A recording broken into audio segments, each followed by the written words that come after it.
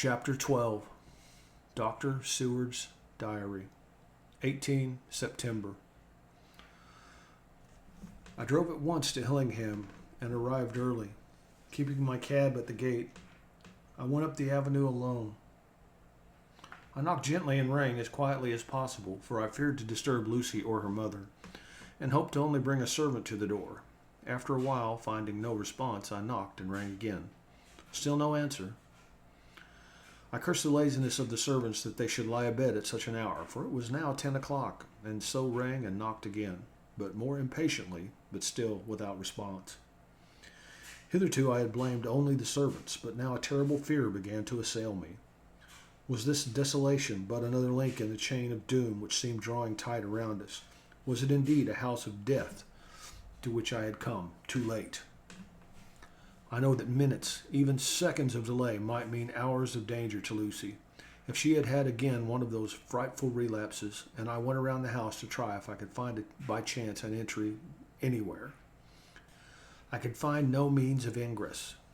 Every window and door was fastened and locked, and I returned baffled to the porch. As I did so, I heard the rapid pit-pat of a swiftly driven horse's feet. They stopped at the gate, and a few seconds later I met Van Helsing running up the avenue. When he saw me, he gasped out, "Then it was you? And just arrived? How is she? Are we too late? Did you not get my telegram?" I answered as quickly and coherently as I could that I had only got his telegram early in the morning and had not a minute in coming here, and that I could not make anyone in the house hear me. He paused and raised his hat as he said solemnly, "Then I fear we are too late. God's will be done." With his usual recuperative energy, he went on, "Come, if there be no way open to get in, then we must make one. Time is all in all to us now." We went round to the back of the house, where there was a kitchen window. The professor took a small surgical saw from his case and handed it to me, pointed to the iron bars which guarded the window. I attacked them at once and had very soon cut through 3 of them. Then with a long, thin knife, we pushed back the fastening of the sashes and opened the window. I helped the professor in and followed him. There was no one in the kitchen or in the servants' room, which were close at hand. We tried all the rooms as we went along, and in the dining room, dimly lit by rays of light through the shutters, found 4 servant women lying on the floor. There was no need to think them dead, for their stertorous breathing and the acrid smell of laudanum in the room left no doubt as to their condition. Van Helsing and I looked at each other, and as we moved away, he said, "We can attend to them later." Then we ascended to Lucy's room. For an instant or two we paused at the door to listen, but there was no sound that we could hear. With white faces and trembling hands, we opened the door gently and entered the room. How shall I describe what we saw? On the bed lay 2 women, Lucy and her mother. The latter lay farthest in, and she was covered with a white sheet, the edge of which had been blown back by the draught through the broken window, showing the drawn white face with a look of terror fixed upon it. By her side lay Lucy, with face white and still more drawn. The flowers which had been around her neck we found upon her mother's bosom, and her throat was bare, showing the 2 little wounds which we had noticed before, but looking horribly white and mangled. Without a word, the professor bent over the bed, his head almost touching poor Lucy's breast. Then he gave a quick turn of his head, as of one who listens, and leaping to his feet, he cried out to me, "It is not yet too late. Quick, quick, bring the brandy." I flew downstairs and returned with it, taking care to smell and taste it, lest it too were drugged like the decanter of sherry which I found on the table. The maids were still breathing, but more restlessly, and I fancied that the narcotic was wearing off. I did not stay to make sure, but returned to Van Helsing. He rubbed the brandy, as on another occasion, on her lips and gums, and on her wrists and the palms of her hands. He said to me, "I can do this all that can be done at present. You go wake those maids, flick them in the face with a wet towel, and flick them hard. Make them get heat and fire and a warm bath. This poor soul is nearly as cold as that beside her.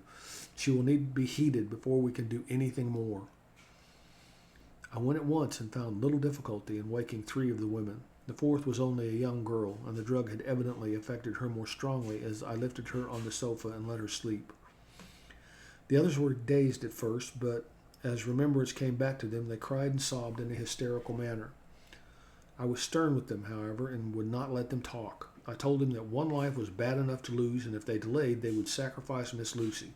So, sobbing and crying, they went about their way, half clad as they were, and prepared fire and water. Fortunately, the kitchen and boiler fires were still alive, and there was no lack of hot water. We got a bath and carried Lucy out as she was placed her in it. Whilst we were busy chafing her limbs, there was a knock at the hall door. One of the maids ran off, hurried on some more clothes, and opened it. When she returned and whispered to us that there was a gentleman who had come with a message from Mr. Holmwood, I bade her simply tell him that he must wait, for we could see no one now. She went away with the message, and I, engrossed with our work, I clean forgot all about him. I never saw in all my experience the professor work in such deadly earnest. I knew, as he knew, that it was a stand-up fight with death, and in a pause told him so. He answered me in a way that I did not understand, but with the sternest look that his face could wear. If that were all, I would stop here where we are now and let her fade away into peace, for I see no light in life over her horizon. He went on with his work with, if possible, renewed and more frenzied vigor. Presently we both began to be conscious that the heat was beginning to be of some effect. Lucy's heart beat a trifle more audibly to the stethoscope, and her lungs had a perceptible movement. Van Helsing's face almost beamed as we lifted her from the bath and rolled her in a hot sheet to dry her. He said to me, "The first gain is ours. Check to the king." He took Lucy into another room, which had by now been prepared, and laid her in bed and forced a few drops of brandy down her throat. I noticed that Van Helsing tied a soft silk handkerchief round her throat.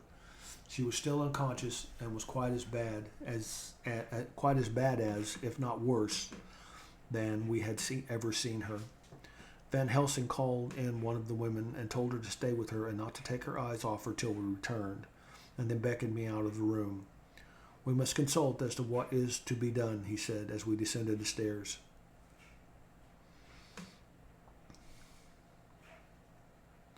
In the hall he opened the dining room door, and we passed in, he closing the door carefully behind him. The shutters had been opened, but the blinds were already down, with that obedience to the etiquette of death which the British women of the lower classes always rigidly observes. The room was, therefore, dimly dark. It was, however, light enough for our purposes. Van Helsing's sternness was somewhat relieved by a look of perplexity. He was evidently torturing his mind about something, so I waited for an instant, and he spoke. "What are we to do now? Where are we to turn for help? We must have another transfusion of blood, and that soon, or that poor girl's life won't be worth an hour's purchase. You are exhausted already. I am exhausted too. I fear to trust those women, even if they would have courage to submit. What are we to do for someone who will open his veins for her?" "What's the matter with me, anyhow?" The voice came from the sofa across the room, and its tones brought relief and joy to my heart, for they were those of Quincey Morris. Van Helsing started angrily at the first sound, but his face softened, and a glad look came into his eyes as I cried out, "Quincey Morris!" and rushed forward towards him with outstretched hands. "What brought you here?" I cried, as our hands met. "I guess art is the cause." He handed me a telegram.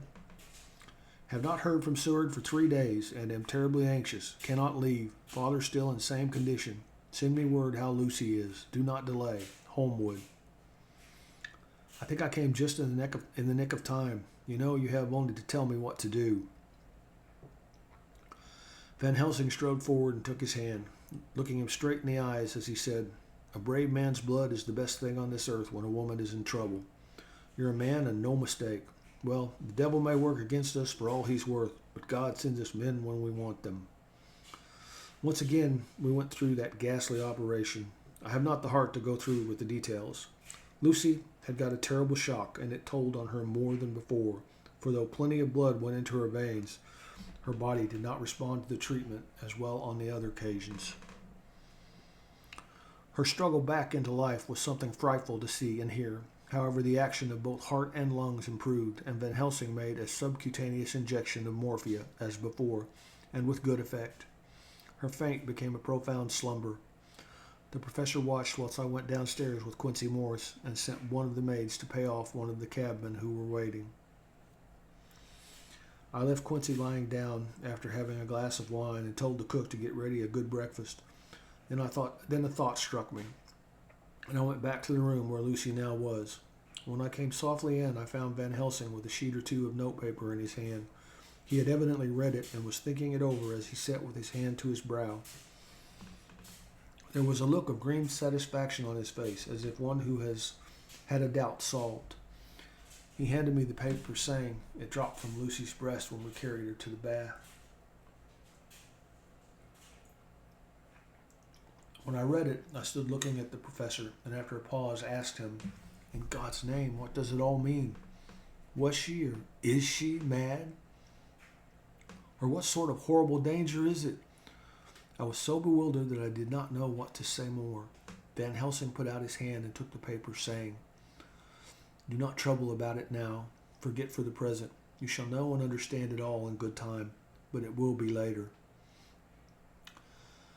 And now, what is it that you came to me to say?" This brought me back to fact, and I was all myself again. "I came to speak about the certificate of death. If we do not act properly and wisely, there may be an inquest, and that paper would have to be produced. I am in hopes that we need have no inquest, for if we had it, it would surely kill poor Lucy, if nothing else did.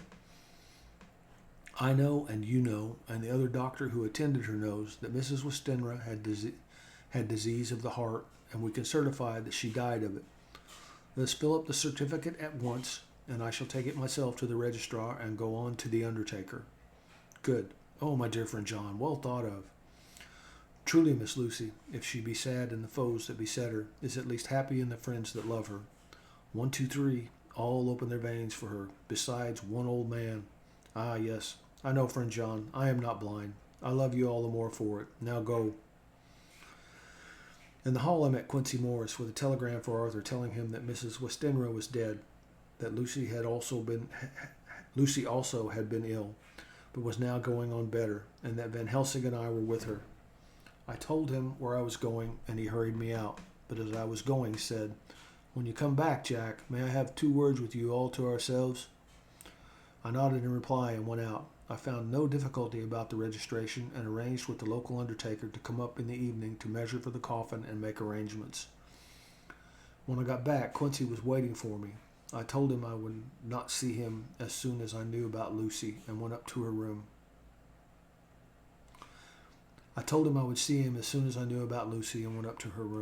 She was still sleeping, and the professor seemingly had not moved from his seat at her side. From his putting his finger to his lips, I gathered that he expected her to wake before long and was afraid of forestalling nature. So I went down to Quincy and took him into the breakfast room, where the blinds were not drawn down, and which was a little more cheerful, or rather cheerless than the other rooms. When we were alone, he said to me, "Jack Seward, I don't want to shove myself in anywhere where I've no right to be, but this is no ordinary case. You know I love that girl and wanted to marry her. But although that's all past and gone, I can't help feeling anxious about her all the same. What is it that's wrong with her? The Dutchman, and a fine old fellow he is, I can see that, said the time you 2 came into the room that you must have another transfusion of blood, and that both you and he were exhausted. Now I know well that you medical men speak in camera, and that a man must not expect to know what they consult about in private. But this is no common matter, and whatever it is, I have done my part. Is not that so?" "That's so," I said, and he went on. "I take it that both you and Van Helsing had done already what I did today. Is not that so?" "That's so." "And I guess Art was in it too. When I saw him 4 days ago at his own place, he looked queer. I have not seen anything pulled down so quick since I was on the Pampas and had a mare that I was fond of go to grass all in a night. One of those big bats that they call vampires had got at her in the night, and what with his gorge and the vein left open, there wasn't enough blood in her to let her stand up, and I had to put a bullet through her as she lay. Jack, if you may tell me without betraying confidence, Arthur was the first. Is not that so?" As he spoke, the poor fellow looked terribly anxious. He was in a torture of suspense regarding the woman he loved, and his utter ignorance of the terrible mystery which seemed to surround her intensified his pain. His very heart was bleeding, and it took all the manhood of him, and there was a royal lot of it, too, to keep him from breaking down. I paused before answering, for I felt that I must not betray anything which the professor wished kept secret. But already he knew so much, and guessed so much, that there could be no reason for not answering, so I answered in the same phrase. That's so. And how long has this been going on? About 10 days. 10 days? And I guess, Jack Seward, that poor pretty creature that we all love has had put into her veins within that time the blood of 4 strong men. Man alive, her whole body wouldn't hold it. In coming close to me, he spoke in a fierce half whisper. What took it out? I shook my head. That, I said, is the crux. Van Helsing is simply frantic about it, and I am at my wit's end. I can't even hazard a guess. There has been a series of little circumstances which have thrown out all our calculations as to Lucy being properly watched. But these shall not occur again. Here we stay until all be well or ill. Quincy held out his hand. Count me in, he said. You and the Dutchman will tell me what to do, and I'll do it. When she woke late in the afternoon, Lucy's first movement was to feel in her breast and, to my surprise, produce the paper which Van Helsing had given me to read. The careful professor had replaced it where it had come from, lest on waking she should be alarmed. Her eyes then lit on Van Helsing and on me too, and gladdened. Then she looked round the room, and seeing where she was, shuddered. She gave a loud cry and put her poor thin hands before her pale face. We both understood what was meant, that she had realized to the full her mother's death, so we tried what we could to comfort her. Doubtless sympathy eased her somewhat, but she was very low in thought and spirit, and wept silently and weakly for a long time. We told her that either or both of us would now remain with her all the time, and that seemed to comfort her. Towards dusk she fell into a doze. Here a very odd thing occurred. Whilst still asleep, she took the paper from her breast and tore it in two. Van Helsing stepped over and took the pieces from her. All the same, however, she went on with the action of tearing, as though the material were still in her hands. Finally, she lifted her hands and opened them, as though scattering the fragments. Van Helsing seemed surprised, and his brows gathered as if in thought, but he said nothing. 19 September.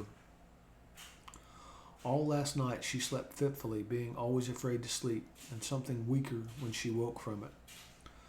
The professor and I took in turns to watch, and we never left her for a moment unattended.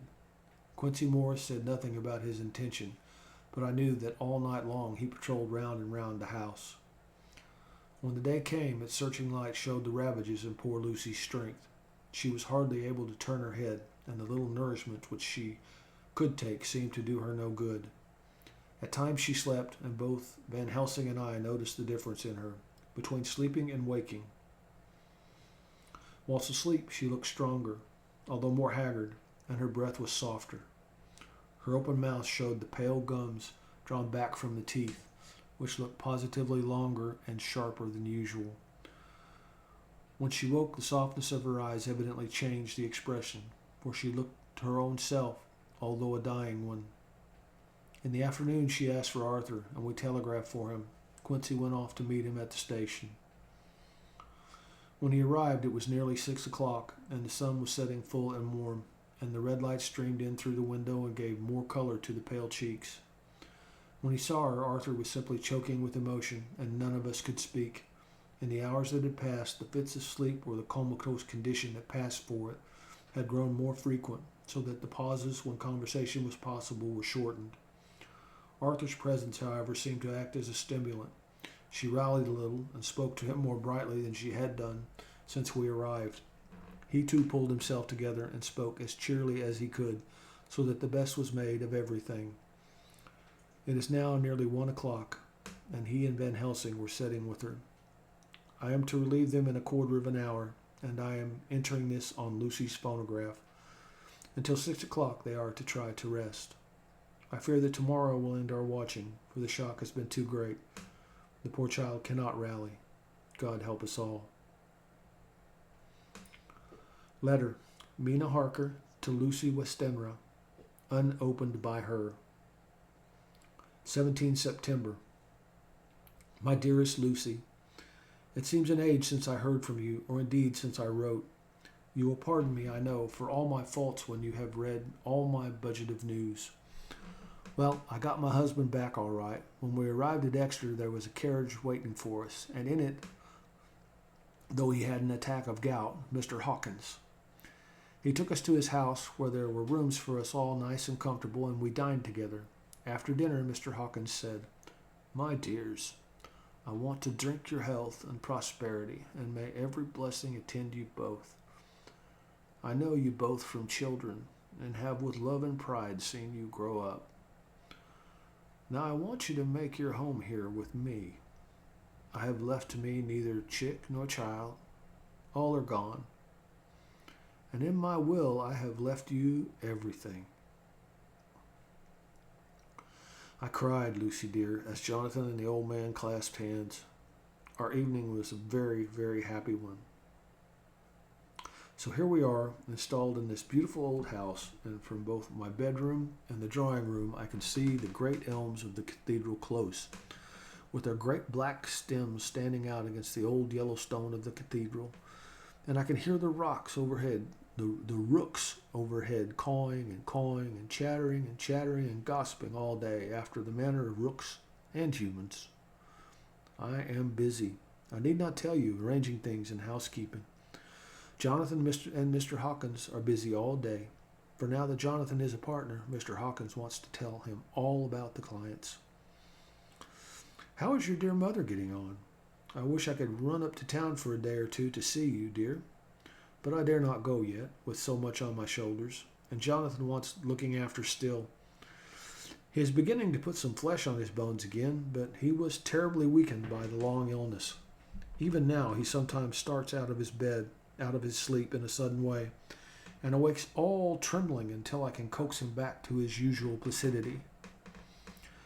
However, thank God, these occasions grow less frequent as the days go on, and they will in time pass away altogether, I trust.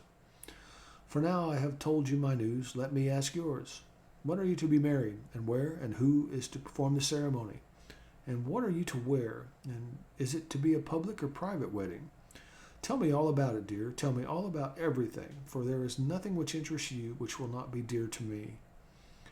Jonathan asked me to send his respectful duty, but I do not think that is good enough from the junior partner of the important firm Hawkins and Harker. And so, as you love me, and he loves me, and I love you with all the moods and tenses of the verb, I send you simply his love instead.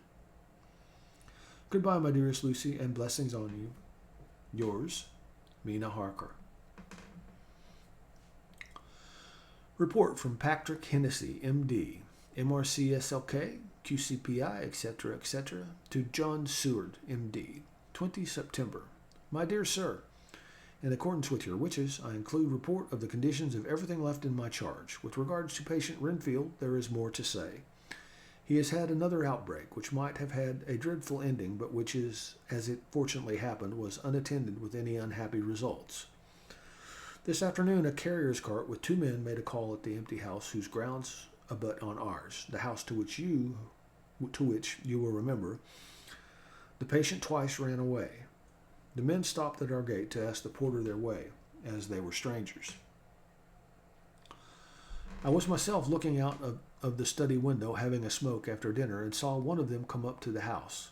As he passed a window of Renfield's room, the patient began to rate him from within, and called him all the foul names he could lay his tongue to. The man, who seemed a decent fellow enough, contented himself by telling him to shut up for a foul-mouthed beggar, whereon our man accused him of robbing him and wanting to murder him, and said that he would hinder him if he were to swing for it. I opened the window and signed to the man not to notice, so he contented himself, after looking the place over, making up his mind as to what kind of place he had got to, by saying, "Lord bless you, sir, wouldn't mind what was said to me in the bloomin' madhouse. I pity ye and the governor for having to live in the house with a wild beast like that." Then he asked his way civilly enough, and I told him where the gate of the empty house was. He went away, followed by threats and curses and revilings from our man. I went down to see if I could make out any cause for his anger, since he is usually such a well-behaved man, and except his violent fits, nothing of the kind had ever occurred.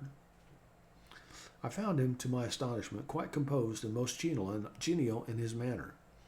I tried to get him to talk of the incident, but he blandly asked me questions as to what I meant, and led me to believe that he was completely oblivious of the affair. It was, I am sorry to say, however, only another instance of his cunning, for within half an hour I heard of him again. This time he had broken out through the window of his room and was running down the avenue. I called to the attendants to follow me and ran after him, for I feared he was intent on some mischief. My fear was justified when I saw the same cart which had passed before coming down the road, having on it some great wooden boxes. The men were wiping their foreheads and were flushed in the face, as if with violent exercise. Before I could get up to him, the patient rushed at them, and pulling one of them off the cart, began to knock his head against the ground. For I had not seized him just at the moment. If I had not seized him just at that moment, I believe he would have killed the man there and then. The other fellow jumped down and struck him over the head with the butt end of his heavy whip. It was a horrible blow, but he did not seem to mind it, but seized him also, and struggled with the three of us, pulling us to and fro as if we were kittens. You know I am no lightweight, and the others were both burly men. At first he was silent in his fighting, but as we began to master him, and the attendants were putting a straight waistcoat on him, he began to shout, "I'll frustrate them. They shan't rob me. They shan't murder me by inches. I'll fight for my lord and master," and all sorts of similar incoherent ravings. It was with very considerable difficulty that they got him back to the house and put him in the padded room. One of the attendants, Hardy, had her finger broken. However, I set it all right, and he is going on well. The two carriers were at first loud in their threats of actions for damages, and promised to rain all the penalties of the law on us. Their threats were, however, mingled with some sort of indirect apology for the defeat of the two of them by a feeble madman. They said that if it had not been for the way their strength had been spent in carrying and raising the heavy boxes to the cart, they would have made short work of him. They gave as another reason for their defeat the extraordinary state of drought to which they had been reduced by the dusty nature of their occupation and the reprehensible distance from the scene of their labors of any place of public entertainment. I quite understood their drift, and after a stiff glass of strong grog, or rather more of the same, and with each a sovereign in hand, they made light of the attack and swore that they would encounter a worse madman any day for the pleasure of meeting so bloomin' good a bloke as your correspondent. I took their names and addresses in case they might be needed. They are as follows: Jack Smollett of Dudding's Rinks, King George's Road, Great Walworth, and Thomas Snelling, Peter Farley's Road, Guide Court, Bethnal Green. They are both in the employment of Harris & Son, Moving and Shipment Company, Orange Master's Yard, Soho. I shall report to you any matter of interest occurring here, and shall wire you at once if there is anything of importance. Believe me, dear sir, yours faithfully, Patrick Hennessy.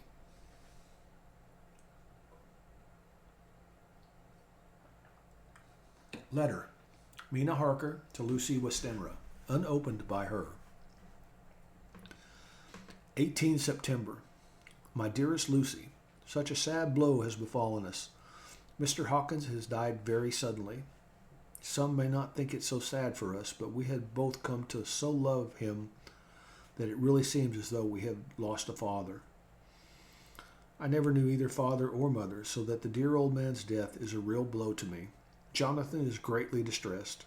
It is not only that he feels sorrow, deep sorrow, for the dear good man who has befriended him all his life, and now at the end has treated him like his own son, and left him a fortune which to people of our modest bringing up is wealth beyond the dream of avarice, but Jonathan feels it on another account. He says the amount of responsibility which it puts upon him makes him nervous. He begins to doubt himself. I try to cheer him up, and my belief in him helps him to have a belief in himself. But it is here that the grave shock that he experienced tells upon him the most. Oh, it is too hard that a sweet, simple, noble, strong nature such as his, a nature which enabled him by our dear good friend's aid to rise from clerk to master in a few years, should be so injured that the very essence of his strength is gone. Forgive me, dear, if I worry you with my troubles in the midst of your own happiness, but Lucy, dear, I must tell someone, for the strain of keeping a brave and cheerful appearance to Jonathan tries me, and I have no one here that I can confide in. I dread coming up to London, as we must do that day after tomorrow, for poor Mr. Hawkins left in his will that he was to be buried in the grave with his father. As there are no relations at all, Jonathan will have to be chief mourner. I shall try to run over to see you, dearest, if only for a few minutes. Forgive me for troubling you. With all blessings, your loving, Mina Harker. Dr. Seward's Diary, 20 September. Only resolution and habit can let me make an entry tonight. I am too miserable, too low-spirited, too sick of the world and all in it, including life itself, that I would not care if I heard this moment the flapping of the wings of the angel of death. And he has been flapping those grim wings to some purpose of late. Lucy's mother and Arthur's father, and now let me get on with my work. I duly relieved Van Helsing in his watch over Lucy. He wanted Arthur to go to rest also, but he refused at first. It was only when I told him that we should want him to help us during the day, and that we must not all break down for want of rest, lest Lucy should suffer, that he agreed to go. Van Helsing was very kind to him. Come, my child, he said, come with me. You are sick and weak and have had much sorrow and much mental pain, as well as that tax on your strength that we know of. You must not be alone, for to be alone is to be full of fears and alarms. Come to the drawing room where there is a big fire, and there are 2 sofas. You shall lie on one and I on the other, and our sympathy will be comfort to each other, even though we do not speak, and even if we sleep. Arthur went off with him, casting back a longing look on Lucy's face, which lay in her pillow, almost whiter than the lawn. She lay quite still, and I looked around the room to see that all was as it should be. I could see that the professor had carried out in this room, as in the other, his purpose of using the garlic. The whole of the window sashes reeked with it, and round Lucy's neck, over the silk handkerchief which Van Helsing made her keep on, was a rough chaplet of the same odorous flowers. Lucy was breathing somewhat stertorously, and her face was at its worst, for the open mouth showed the pale gums. Her teeth, in the dim, uncertain light, seemed longer and sharper than they had been in the morning. In particular, by some trick of the light, the canine teeth looked longer and sharper than the rest. I sat down beside her, and presently she moved uneasily. At the same moment there came a sort of dull flapping or buffeting at the window. I went over to it softly and peeped out by the corner of the blind. There was a full moonlight, and I could see that the noise was made by a great bat, which wheeled around, doubtless attracted by the light, although so dim, and every now and again struck the window with its wings. When I came back to my seat, I found that Lucy had moved slightly, and had torn away the garlic flowers from her throat. I replaced them as well as I could, and sat watching her. Presently she woke, and I gave her food, as Van Helsing had prescribed. She took but a little, and that languidly. There did not seem to be with her now the unconscious struggle for life and strength that had hitherto so marked her illness. It struck me as curious that the moment she became conscious she pressed the garlic flowers close to her. It was certainly odd that whenever she got into that lethargic state, with the stertorous breathing, she put the flowers from her, but that when she waked she clutched them close. There was no possibility of making any mistake about this, for in the long hours that followed she had many spells of sleeping and waking, and repeated both actions many times. At 6 o'clock Van Helsing came to relieve me. Arthur had then fallen into a doze, and he mercifully let him sleep on.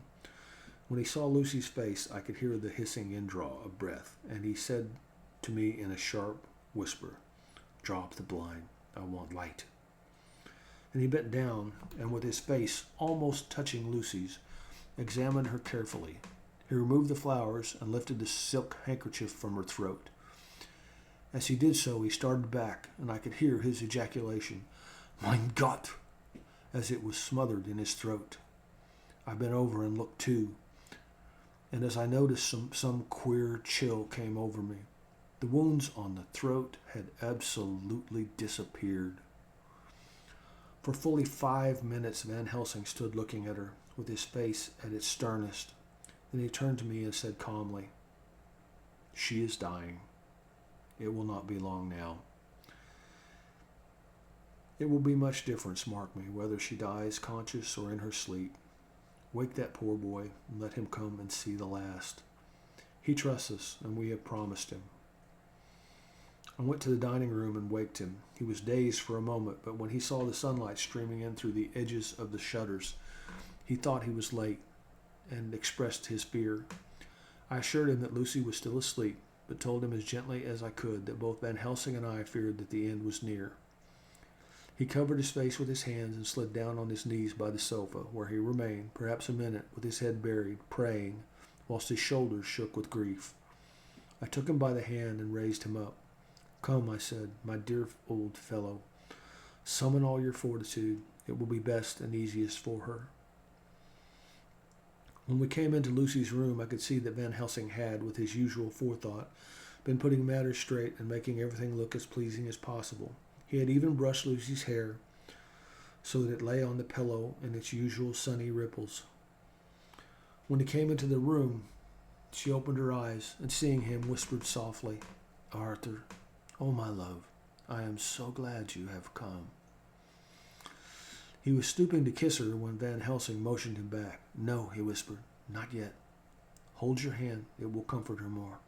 Hold her hand, it will comfort her more. So Arthur took her hand and knelt beside her, and she looked her best, with all the soft lines matching the angelic beauty of her eyes.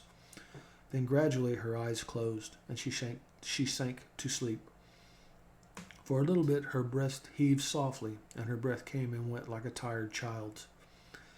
And then insensibly there came the strange change which I had noticed in the night. Her breathing grew stertorous.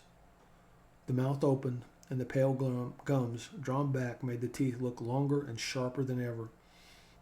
In a sort of sleep-waking, vague, unconscious way, she opened her eyes, which were now dull and hard at once, and said in a soft, voluptuous voice, such as I had never heard from her lips, "Arthur, oh my love, I am so glad you have come. Kiss me." Arthur bent eagerly over to kiss her, but at that instant Van Helsing, who, like me, had been startled by her voice, swooped upon him, and catching him by the neck with both hands, dragged him back with a fury of strength which I had never thought he could have possessed, and actually hurled him almost across the room. "Not on your life," he said, "not for your living soul and hers." And he stood between them like a lion at bay. Arthur was so taken aback that he did not for a moment know what to do or say, and before any impulse of violence could seize him, he realized the place and the occasion, and stood silent, waiting. I kept my eyes fixed on Lucy, as did Van Helsing, and we saw a spasm as of rage flit like a shadow over her face. The sharp teeth clenched together, then her eyes closed, and she breathed heavily. Very shortly after she opened her eyes in all their softness, and putting out her poor, pale, thin hand, took Van Helsing's great brown one. Drawing it close to her, she kissed it. "My true friend," she said in a faint voice, but with untellable pathos. "My true friend, and his. Oh, guard him, and give me peace." "I swear it," he said solemnly, kneeling beside her and holding up his hand as one who registers an oath. Then he returned to Arthur and said to him, "Come, my child, take her hand in yours and kiss her on the forehead, and only once." Their eyes met instead of their lips, and so they parted. Lucy's eyes closed, and Van Helsing, who had been watching closely, took Arthur's arm and drew him away. And then Lucy's breathing became stertorous again, and all at once it ceased. "It is all over," said Van Helsing, She is dead. I took Arthur by the arm and led him away to the drawing room, where he sat down and covered his face with his hands, sobbing in a way that nearly broke me down to see.